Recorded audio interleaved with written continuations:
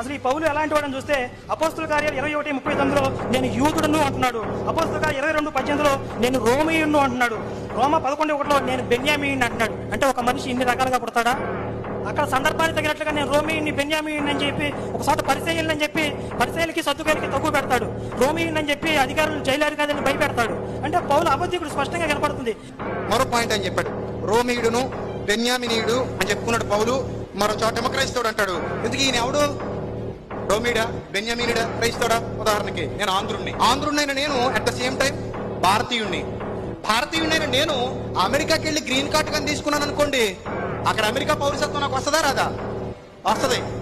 అప్పుడు నేను ఆంధ్రుడిని చెప్పుకోవచ్చు, భారతీయుడిని చెప్పుకోవచ్చు, అమెరికా పౌరుడిని చెప్పుకోవచ్చు. అలాగే బెన్యామీను గోత్రంలో పుట్టాడు కాబట్టి బెన్యామినీయుడు, రోమా పౌరసత్వాన్ని సంపాదించుకున్నాడు కాబట్టి రోమేయుడు, క్రైస్తును అంగీకరించి క్రైస్తవం అనే మార్గంలో